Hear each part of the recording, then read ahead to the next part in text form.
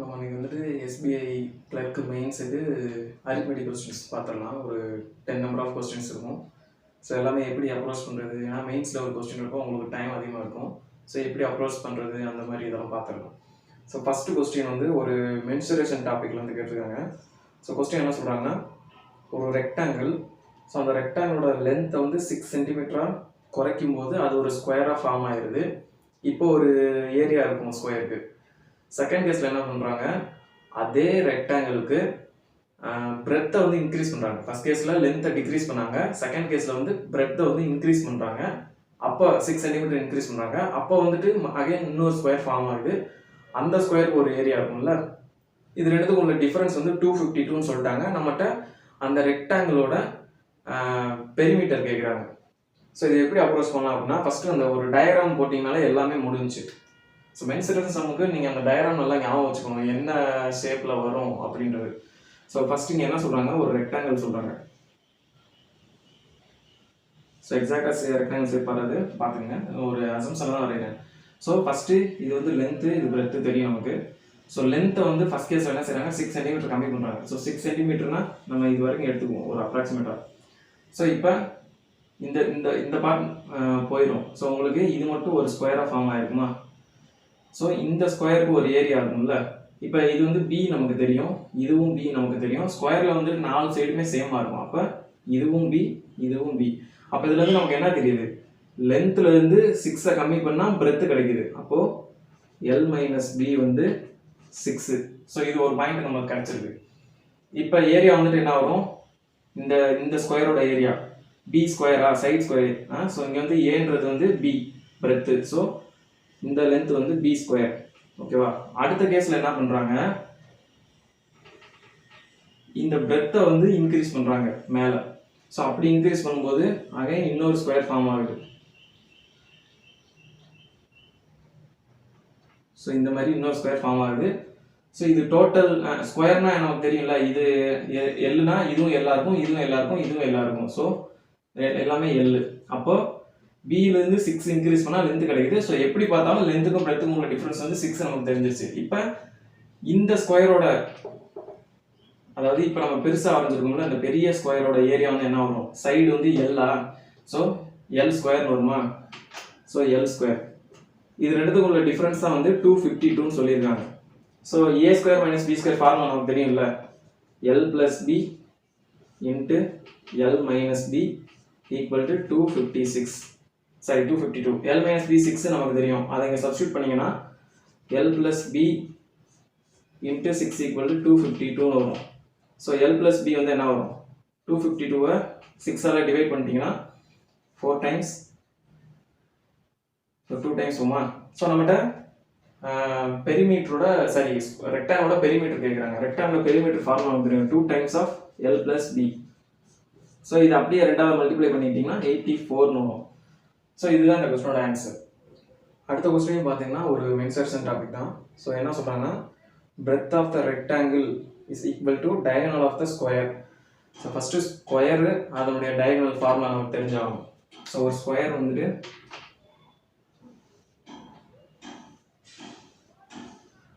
So இதனுடைய diagonal length என்னவோ அந்த லென்த்து தான் பிரெத் இருக்குன்னு சொல்கிறாங்க. ஸோ டயகனல் வந்துட்டு டி நமக்கு தெரியும். ஸோ ஸ்கொயரோட சைடு வந்து என்னது, இது ஏ, இது ஏ. ஸோ இப்போ இந்த ஷேப் வந்து உங்களுக்கு என்ன, ஒரு ரைட் ஆங்கிள் ட்ரையாங்கிள் இருக்கா.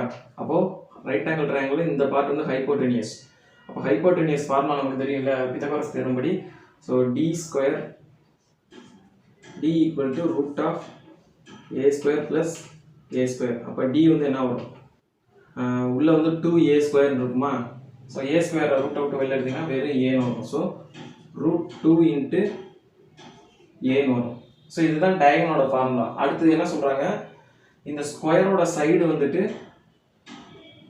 2.5 ரூட் 2ன்னு சொல்கிறாங்க. அப்போ டயகனல் வந்து என்ன வரும், இந்த ஏவோட வேல்யூ சப்ஸ்டியூட் பண்ணிங்கன்னா ரூட் 2 இன்ட்டு ரூட் 2 இன்ட்டு 2.5.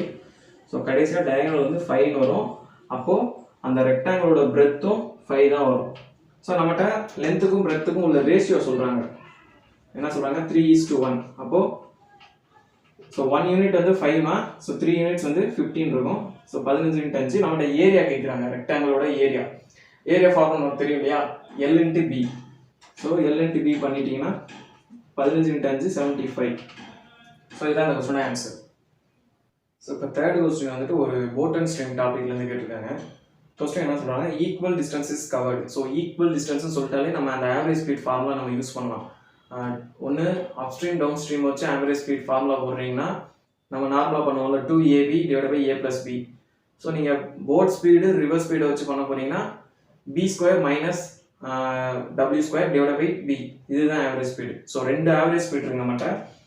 ஒன்று அப்ஸ்ட்ரீம் டவுன் ஸ்ட்ரீமை யூஸ் பண்ணி பண்ணுறீங்கன்னா ஆவரேஜ் ஸ்பீடு வந்து 2 times of upstream into downstream divided by upstream plus downstream. So இது ஒரு ஆவரேஜ் ஸ்பீட் ஃபார்முலா. இது வந்து அப்ஸ்ட்ரீம் டவுன் ஸ்ட்ரீமை வச்சு நீங்கள் ஃபைண்ட் அவுட் பண்ண போகிறீங்க அப்படின்னா, நீங்கள் வெறும் போட் ஸ்பீடு ரிவர்ஸ் ஸ்பீடை வச்சு மட்டும் ஃபைண்ட் அவுட் பண்ணணும் அப்படின்னா அது ஒரு ஆவரேஜ் ஸ்பீட் இருக்குது. ஸோ ரெண்டுமே உங்களுக்கு ஒரே வேல்யூ தான் வரும். நீங்கள் எந்த டேட்டாவை எடுத்து ஃபைண்ட் அவுட் பண்ணுறீங்கன்றது தான் இங்கே மேட்ரு. ஸோ இந்த ஃபார்முலா வந்துட்டு boat speed square minus river's speed square divide by B. So நம்மகிட்ட ரெண்டு ஃபார்முலா இருக்குது. ஈக்குவல் டிஸ்டன்ஸ் சொன்னதுனால நம்ம இதில் எதை வேணாலும் யூஸ் பண்ணிக்கலாம். அடுத்த பாயிண்ட் என்ன சொல்கிறாங்க பாருங்க, டோட்டல் டைம் வந்து 5 hours சொல்லிட்டாங்க. Sum of speed of boat in upstream and downstream is 40 kmph. Up speed வந்து என்ன வரும், எக்ஸ் மைனஸ் ஒய்.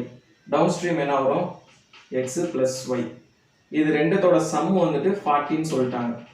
ஸோ இதில் வந்து minus Y plus Y cancel ஆகி 2x = 14 வரும். அப்போ x = 20 வரும். ஸோ எக்ஸ்ன்றது என்ன, நமக்கு போட்டுடைய ஸ்டில் ஸ்பீடு.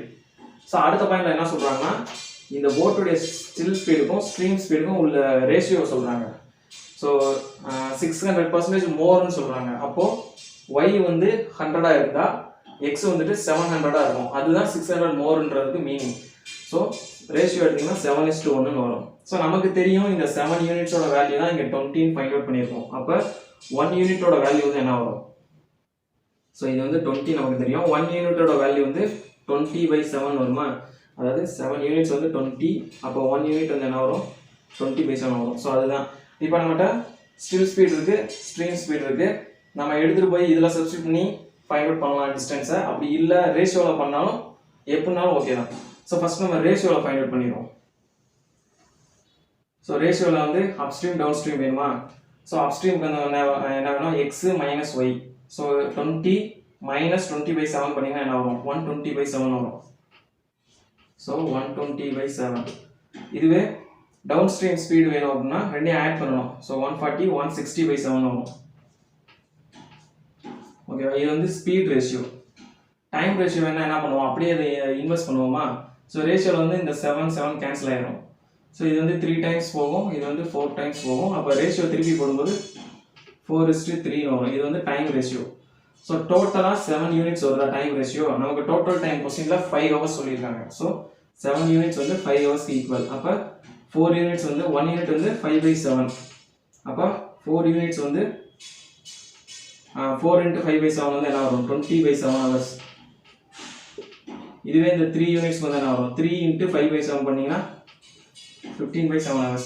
ஸோ நம்மகிட்ட find the approximate distance covered by boat in downstream. So ஏதாச்சும் ஒன்று கண்டுபிடிச்சா போதும். ஸோ ரெண்டுமே ஈக்குவல் டிஸ்டன்ஸ் தான். இந்த டைம் இன்ட்டு இந்த ஸ்பீடு பண்ணாலும் ஒரே டிஸ்டன்ஸ் தான் வரப்போகுது. இந்த டைம் இன்ட்டு இந்த ஸ்பீடு பண்ணாலும் ஒரே டிஸ்டன்ஸ் தான் வரப்போகுது. ஸோ நம்ம எதை வேணாலும் வச்சு ஃபைண்ட் பண்ணிக்கலாம். ஸோ இதை ஃபைண்ட் பண்ணி அப்ஸ்ட்ரீம் வந்துட்டு 120/7 இன்ட்டு டவுன் ஸ்ட்ரீம் டைம் வந்து 20/7. ஸோ இது ரெண்டுத்தையும் மல்டிப்ளை பண்ணிங்கன்னா 2400 டிவைட் பை 49 வரும். ஸோ அப்ராக்சிமேட்டாக 40, இது 15 இருந்துச்சுன்னா எத்தனை வரும், 15 இருந்துச்சுன்னா உங்களுக்கு 48 கிலோமீட்டர் வருமா. ஸோ 48க்கு பக்கமாக இருக்க ஏதாவது ஒன்று தான் ஆப்ஷனில் ஆன்சர் ஆக முடியும். ஸோ நமக்கு வந்துட்டு 15 இருக்கு. ஸோ மேபி 50 தான் ஆன்சராக இருக்கும். ஸோ இந்த கொஸ்டின் ஆன்சர் வந்து இதுதான் 2400/49. ஸோ இப்போ இதே சமயம் நம்ம ரெண்டு ஃபார்முலா எழுதிருக்கோம் இல்லையா. ஸோ ஃபஸ்ட் இந்த ஃபார்முலா ட்ரை பண்ணுறேன் நான். இதில் சப்ஸ்டியூட் பண்ணிங்கன்னா என்ன வரும், நமக்கு போட் ஸ்பீடு வேணும், ரிவர்ஸ் ஸ்பீடு வேணும். ரெண்டுமே நம்ம இங்கே ஃபைண்ட் அவுட் பண்ணி வச்சுருவோம். Boat speed 20, river's speed 20/7. So இதை அப்படியே சப்ஸ்டியூட் பண்ணிங்கன்னா என்ன ஒரு average speed, boat speed square வந்து 20² வருமா. ஸோ 20² மைனஸ் இது வந்து 20/7 square. So 20/7 square divided by 20 square. ஓகேவா? ஸோ இப்போ சிம்பிளிஃபை பண்ணிங்கன்னா சரி இது வந்து வெறும் 20 தான். இப்போ சிம்பிளிஃபை பண்ணிங்கன்னா என்ன வரும்? 400 மைனஸ் 400/49 வரும் டிவைடட் பை 20 இருக்கும். ஸோ இதை ஃபர்தராக சிம்பிளிஃபை பண்ணிங்கன்னா 49 × 4 பண்ணிங்கன்னா 196 மைனஸ் 400 பண்ணிங்கன்னா 19200 டிவைடட் பை 49 × 20 வந்து என்ன வரும்? 918 வரும். ஸோ 0 கேன்சல் ஆயிரும். இதை கேன்சல் பண்ணிங்கன்னா இது 49 டைம்ஸ் போகும். இது வந்து 2 டைம்ஸ் கேன்சல் பண்ணிங்கன்னா 960. ஸோ ஆவரேஜ் ஸ்பீடு வந்து 960/49 வரும். ஸோ எப்பயுமே ஆவரேஜ் ஸ்பீடை டோட்டல் டைமால் மல்டிப்ளை பண்ணிங்கன்னா 2 டைம்ஸ் ஆஃப் டிஸ்டன்ஸ் வரும். ஸோ 2D வேல்யூ வந்து என்ன வரும்? 5 × 960 டிவைடட் பை 49. ஸோ வெறும் டிஸ்டன்ஸ் வேணும்னா இந்த 2வை இந்த சைடு கொண்டு வந்துட்டிங்கன்னா இன்ட்டு 2 ஆயிடும். ஸோ 418 வருமா?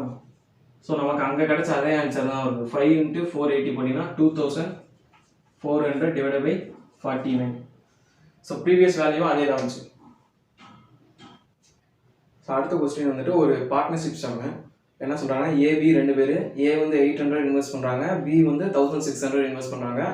அப் டு 8 months வரைக்கும் இதே இன்வெஸ்ட்மெண்ட் தான் இருக்குது. ஸோ 9th monthலேருந்து 9, 10, 11, 12 ஸோ இந்த 4 monthsலையும் எவ்ரி மந்த் வந்து 100 2 பேரும் இன்க்ரீஸ் பண்ணிட்டே போகிறாங்க அவங்க இன்வெஸ்ட்மெண்ட்டை.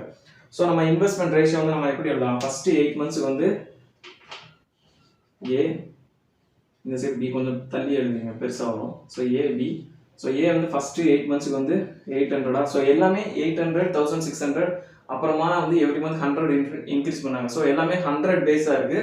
ஸோ நான் வந்து 100ஆல் டிவைட் பண்ணிக்கிறேன் ரேஷியோவை. ஸோ நீங்கள் ஃபைனலாக இதெல்லாம் ஆட் பண்ணி ரேஷியோ எடுக்கும்போதும் அங்கேயும் 100 பேஸில் வரும். அப்போ 2 0 நீங்கள் இது பண்ணுவீங்க. ஸோ அதுக்கு நம்ம இங்கேயே 100ஆல் டிவைட் பண்ணிக்கலாம். ஸோ ஃபஸ்ட்டு 8 months வந்து 800 100 டிவைட் பண்ணி 8 மட்டும்தான் வரும். நீங்கள் வந்து 1600 100 டிவைட் பண்ணால் 16 மட்டும் வரும். ஸோ ஃபஸ்ட்டு 8 monthsக்கு இதே இன்வெஸ்ட்மெண்ட் தான், நோ சேஞ்சஸ். அதே மாதிரி இங்கேயும் அதே தான். ஸோ அடுத்து 9th monthல வந்து 100 rupees எக்ஸ்ட்ரா இன்வெஸ்ட் பண்ணுறாங்க. அப்போது 8ன்றது 9ஆக மாறுமா? ஸோ இது வந்து 9th monthல 9, அடுத்து 10th monthல 10, 11ல் 11, 12 monthல 12. ஸோ அதே மாதிரியே இவரும் வந்துட்டு எவ்ரி மந்த் வந்து 100 இன்க்ரீஸ் பண்ணுறாரு. ஸோ 2 பேருமே இன்க்ரீஸ் பண்ணுறாங்க. ஸோ 16ன்றது 9ஆம் மாதத்தில் 17 ஆகும். ஸோ 17, 10ஆம் மாதத்தில் வந்து 18, அடுத்து 19, அடுத்து வந்து 20. ஓகேவா? இப்போ இதை சிம்பிளிஃபை பண்ணிங்கன்னா என்ன வரும்? இது வந்து 64, இங்கே வந்துட்டு 19, 30, 42. அதே மாதிரி இங்கே 128 ப்ளஸ் 35, 54, 74. ஸோ இதை ஃபர்தராக ஆட் பண்ணி சிம்பிளிஃபை பண்ணிங்கன்னா இது வந்து 106ன்னு வரும். இது வந்துட்டு 198, 202ன்னு வரும். ஓகேவா? ஸோ அப்புறம் இதை வந்துட்டு 2ஆல் கேன்சல் பண்ணிங்கன்னா இது வந்து 53, இது வந்து 101. ஸோ டோட்டல் ப்ராஃபிட் வந்து என்ன வருது? 154 யூனிட்ஸ் வந்து நமக்கு கொஸ்டின் என்ன சொல்லியிருக்காங்க? 7700. ஸோ 7700. ஸோ அப்போ 1 யூனிட் வந்து என்ன வரும்? இது அப்படியே டிவைட் பண்ணிங்கன்னா 5 டைம்ஸ் போகும். 5 × 154 ட்ரை பண்ணி பாருங்கள், 770 வரும். ஸோ 5 ஒரு 0 எக்ஸ்ட்ரா வரும். நம்மளோட கொஸ்டின் என்ன கேட்குறாங்க? ஃபைண்ட் த ஷேர் ஆஃப் ஏ. ஏவோட ஷேர் வந்து 53. அப்போது 53 யூனிட்ஸ் வந்து என்ன வரும்? 53 × 50 பண்ணிங்கன்னா 5 × 53 பண்ணுங்கள், 250, 265. ஸோ 2650. ஸோ இதான் இந்த கொஸ்டினோட ஆன்சர். ஸோ அடுத்த கொஸ்டின் வந்து ஒரு பார்ட்னர்ஷிப் ரிலேட்டட் சம் தான். ஸோ கொஸ்டினில் என்ன சொல்லியிருக்காங்க பாருங்கள். ஏ ஸ்டார்ட்ஸ் எ பிஸ்னஸ், எவ்வளோ இன்வெஸ்ட்மெண்ட்டுன்னு சொல்லலை. After 6 months B also join with him with ₹4500. ஏவோட இன்வெஸ்ட்மெண்ட் சொல்லலை, ஆனால் ஏ ஜாயின் பண்ணி 6 மாதத்துக்கு அப்புறம் பி ஜாயின் பண்ணுறாங்க. அவரோட இன்வெஸ்ட்மெண்ட் வந்து 4500. பி ஜாயின் பண்ணதுலேருந்து 2 மாதத்துக்கு அப்புறம் சியும் சேம் 4500 இன்வெஸ்ட்மெண்ட்டோட ஜாயின் பண்ணுறாரு. அப்போது டோட்டல் ப்ராஃபிட் வந்து 1 இயர்னு சொல்லிட்டாங்க, ஆனுவல் ப்ராஃபிட். அப்போது ஏ வந்துட்டு 12 மந்த்ஸுமே அவரோட இன்வெஸ்ட்மெண்ட் இருக்குமா, ஸோ ஏவுடைய ப்ராஃபிட் ரேஷியோ வந்து 12 வரும் ஷேர். இதுவே பிக்கு வந்து 4500 வருதா, நான் 100ஆல் டிவைட் பண்ணிக்கிறேன். ஸோ கால்குலேஷன் ஈஸிக்காக. ஸோ 45. ஸோ இவர் வந்து 6 மந்த்ஸ், ஏன்னா ஏ ஜாயின் பண்ணி 6 மந்த்துக்கு அப்புறம் தான் இவர் ஜாயின் பண்ணுறாரு. அப்போதுலேருந்து இயர் 2 வரைக்கும் இருக்காரு. ஸோ ஏவோட 6 மந்த் கம்மியாக இருப்பாரா, இவர் 12 மந்த்னா இவர் 6 மந்த்து. ஸோ இவரோட சி வந்து 2 மந்த்ஸ் கம்மியாக இருப்பார். ஸோ அப்போ அவரும் 4500. ஸோ 45 இன்ட்டு 2 மந்த்ஸ் கம்மியாக, ஸோ 45 இன்ட்டு 4. ஸோ இப்போ சிம்பிளிஃபை பண்ணிங்கன்னா 12A இஸ்ட்டு 45 காமனாக எடுத்துன்னா 6 + 4 ஒரு 10 வரும். ஸோ 415 வரும். ஓகே, 12A இஸ்ட்டு 415 வரும். ஸோ அடுத்து இதை இப்போ அடுத்து ப்ராஃபிட் ரேஷியோ வந்து என்ன சொல்கிறாங்க, டோட்டல் ப்ராஃபிட் வந்து 10,000, அதில் ஏ மட்டும் அப்ராக்ஸாக 4900. ஸோ அப்ராக்ஸ் வேல்யூ தான் சொல்லியிருக்காங்க. அப்போ நமக்கு பாயிண்டில் தான் ஆன்சர் வரப்போகுது. ஸோ ஏ பியோட ஷேர், இது வந்து ஏன்னு எடுத்துக்கோங்க, இது வந்து பி, இது சி. ஸோ இங்கே ப்ராஃபிட் ரேஷியோ வந்துட்டு நான் என்ன பண்ணுறேன் அப்படின்னா, இந்த பி + சியை காமனாக வெளியே சேர்த்து நான் எடுத்துறேன், ஏ இன்ட்டு பி + சி. ஏன்னா அந்த 415ன்றது நான் இதை பற்றி ஆட் பண்ணி தான் போட்டிருக்கேன். ஸோ அடுத்த ப்ராஃபிட் ரேஷியோவும் நான் பி + சிக்கும் சேர்த்து தான் பார்க்குறேன். ஏ வந்து 4900, இவங்க வந்து ரிமைனிங் 5100, ஏன்னா டோட்டல் வந்து 10,000. ஓகேவா. இப்போ நம்ம ஆல்ரெடி பார்த்துருக்கோம் இல்லையா, நம்ம ப்ரீவியஸ் வீடியோ சொல்லியிருப்பேன், ஒரு ஸ்கேலிங் ஃபேக்டர் இப்போ பி + சிக்கு வந்து ஒரு ஸ்கேலிங் ஃபேக்டரால் மல்டிப்ளை ஆகி இந்த ப்ராஃபிட் வந்துருக்கும். அது என்ன ரேஷியோ பாருங்கள். ஸோ 450 இன்ட்டு அந்த ஸ்கேலிங் ஃபேக்டர் எக்ஸ்ன்னு எடுத்துக்கோங்க, ஈக்குவல் டு 5100. ஸோ எக்ஸோட வேல்யூ வந்து என்ன வரும், 5100 டிவைட் பை 415 வரும். அப்போது 0 0 கேன்சல் ஆகிடும். ஸோ 510/415 இருக்கும். இதை ஃபர்தராக 50னால் கேன்சல் பண்ணலாமா. ஸோ இது வந்து 3 டைம்ஸ் போகும், இது வந்துட்டு 3 டைம்ஸ் 4 டைம்ஸ், ஸோ 34/3 இருக்கும். இதுதான் ஸ்கேலிங் ஃபேக்டர். அப்போது ஏக்கும் வந்து இன்ட்டு 34/3 ஆகி தான் இந்த 4900 வந்திருக்கும். So 12A into 34/3 equal to 4900. So இதை 4 டைம்ஸால் கேன்சல் பண்ணிடுங்க. நெக்ஸ்ட்டு வந்துட்டு ஸோ இந்த இதை கேன்சல் பண்ணிங்கன்னா 4 டைம்ஸ் கேன்சல் பண்ணி ஆகும். இது வந்து 12 டைம்ஸ் 2 டைம்ஸ் 5 டைம்ஸ். ஸோ ஃபைனலாக ஏவோட வேல்யூ வந்து என்ன வரும், 1225 டிவைட் பை 34. இதை சிம்பிளிஃபை பண்ணால் என்ன வரும், இது வந்து 3 டைம்ஸ் போகுமா. ஸோ 102, ரிமைனிங் 20, 205ல் 6 டைம்ஸ் போகும். ஸோ இதுக்கப்புறம் பாயிண்ட் வந்துடுது. ஸோ அப்ராக்சிமேட்டாக நம்ம இனிஷியலாக 100ஆல் டிவைட் பண்ணோமா, அப்போது இதையும் 100ஆல் மல்டிப்ளை பண்ணிக்கணும். ஸோ 36 பாயிண்ட்டுக்கு வரதை விட்டுருங்க, ஏன்னா அப்ராக்சிமேட் ஆன்சர் தான் கேட்டுருக்காங்க. ஸோ 36ன்னு நம்ம எடுத்துக்கலாம். ஸோ இனிஷியலாக நம்ம 100ஆல் டிவைட் பண்ணோம். ஸோ ஃபைனல் வேல்யூ 100ஆல் மல்டிப்ளை பண்ணிக்கணும். ஸோ ஏவோட கேபிட்டல் வந்து 3600 தான் இருக்கும். ஸோ இந்த ஸ்கேலிங் ஃபேக்டர் கான்செப்ட் வந்து நான் ஆல்ரெடி சொல்லியிருப்பேன். ப்ராஃபிட் இன்ட்டு டைம் ரேஷியோலேருந்து, கேபிட்டல் இன்ட்டு டைம் ரேஷியோலேருந்து ஒரு ஃபேக்டரால் மல்டிப்ளை ஆகி தான் உங்களுக்கு ப்ராஃபிட் வந்திருக்கும். ஸோ இந்த ஃபேக்டர் தான் நம்ம இந்த இடத்துல ஃபைண்ட் அவுட் பண்ணிடுவோம். இது வந்து கேபிட்டல் இன்ட்டு டைம் ரேஷியோ, இது வந்து இந்த ஃபேக்டர். ஸோ இது வந்து ப்ராஃபிட்டு. ஸோ இந்த ஃபேக்டர் ஃபைண்ட் அவுட் பண்ணிட்டோம்னா இதே ஃபேக்டர் தான் ஏக்கும் ஃபாலோ ஆகிருக்கும். ஸோ ஏவோட capital into time ratio into இந்த ஃபேக்டர் ஈக்குவல் டு ஏவோட ப்ராஃபிட். ஸோ அப்படி சால்வ் பண்ணி சிம்பிளிஃபை பண்ணோம்னா ஏ வந்து 3600 வருது. இதான் இந்த கொஸ்டினோட ஆன்சர். அடுத்த கொஸ்டின் வந்துட்டு ஒரு Q1 Q2 model, quantity 1 quantity 2. So கேட்டிருக்காங்க. என்ன சொல்லுவாங்க பாருங்க, when an article is sold at 28% discount, அப்போது எம்பி வந்து 100ஆக இருந்தால் செல்லிங் ப்ரைஸ் வந்து 28 டிஸ்கவுண்ட் போக 72ஆக இருக்கும். இதுதான் மீன் பண்ணுறாங்க. அப்போ 28% டிஸ்கவுண்ட் செல் பண்ணும்போது ப்ராஃபிட் வந்து 29.6%. அப்போ என்ன சொல்ல வராங்க அப்படின்னா, ஸோ ஃபஸ்ட்டு 100% எம்பியாக இருக்குது. ஸோ இதில் வந்து 28% எம்பி வந்து டிஸ்கவுண்ட்டில் போயிடுது. அப்போ எஸ்பி வந்து என்ன வரும், 72% எம்பி. ஸோ 72% எம்பின்றது வந்து செல்லிங் ப்ரைஸு. ஓகேவா. இன்னொரு செல்லிங் ப்ரைஸ் வந்து நமக்கு என்ன சொல்கிறாங்க, 29.6% ப்ராஃபிட்னு சொல்கிறாங்களா. அப்போ சிபி 100ஆக இருந்தால் எஸ்பி வந்து என்னவாக இருக்கும், 129.6 இருக்கும். So 129.6% CP. ஸோ இதுதான் அவங்க அல்டிமேட்டாக சொல்லியிருக்காங்க. அடுத்து செகண்ட் கேஸில் என்ன பண்ணுறாங்க, டிஸ்கவுண்ட் வந்து 30% ஆக்கிட்டாங்க. ஸோ இனிஷியலாக 28 கொடுத்தது இப்போ 30 ஆக்கிட்டாங்க. அப்போ 100% எம்டியாக இருக்கிறது 30 டிஸ்கவுண்ட் போயிடுச்சுன்னா 70% எம்டின்னு இருக்குமா. ஸோ இப்போ வந்து என்ன ப்ராஃபிட்டு நம்மகிட்ட கேட்குறாங்க. ஸோ இது அப்படியே ஒரு கிராஸ் மல்டிப்ளை மாதிரி எடுத்துக்கோங்க. இந்த வேல்யூவை எக்ஸ்ன்னு எடுத்துக்கோங்க. ஓகேவா. இப்போ கிராஸ் மல்டிப்ளை மாதிரி இப்படி பண்ணிங்கன்னா எக்ஸ் ஈக்குவல் டு இந்த 70 மேலே வந்துடும். 70 × 129.6 டிவைடட் பை இந்த 72 கீழே வந்துடும். ஸோ இந்த ஜீரோக்கும் இந்த பாயிண்ட்டுக்கும் கேன்சல் ஆகிடும். ஸோ இதை 72வாலே கேன்சல் பண்ணிங்கன்னா இது வந்து 1 டைம்ஸ் போகுமா. So 28, 29, 57, 576ல் 18 times. ஸோ எக்ஸோட வேல்யூ வந்து 1, 7, 70, 56, 126. ஸோ 126% ஆஃப் சிபின்னு வரும் இந்த இடத்துல. இந்த எக்ஸுக்கு பதிலாக 126% ஆஃப் சிபி. அப்போ ப்ராஃபிட் வந்து என்ன வருது, 100ஓட எவ்வளோ அதிகமாக இருக்குது, 26% இருக்கா. ஸோ 26% வரும் ப்ராஃபிட். ஸோ இதுதான் வந்து இந்த கொஸ்டினோட ஆன்சர். அதே மாதிரி Q2 வந்து என்ன சொல்லியிருக்காங்க, 38ன்னு சொல்லியிருக்காங்க. அப்போது Q1 வந்து 26, Q2 வந்து 38. So Q2 greater than Q1. So நம்ம இந்த ப்ரீவியஸாக பார்த்த சமயம் இன்னும் கொஞ்சம் எப்படி ஷார்ட்டாக பண்ணலாம் அப்படின்னா, ஸோ ஃபஸ்ட் கேஸில் வந்து 28% டிஸ்கவுண்ட் சொல்கிறாங்களா. அப்போது MP 100ஆக இருந்தால் ஜஸ்ட் நீங்கள் ரேஷியோ எடுக்கிறது வந்து எஸ்பிக்கும் எம்பிக்கும் ரேஷியோ எடுங்க. ஸோ MP 100ஆக இருந்தால் எஸ்பி வந்து 72ஆக இருக்கும். செகண்ட் கேஸில் வந்து MP 100ஆக இருந்தால் 30% டிஸ்கவுண்ட் சொல்கிறாங்களா. அப்போ செல்லிங் ப்ரைஸ் வந்து 17 இருக்கும்.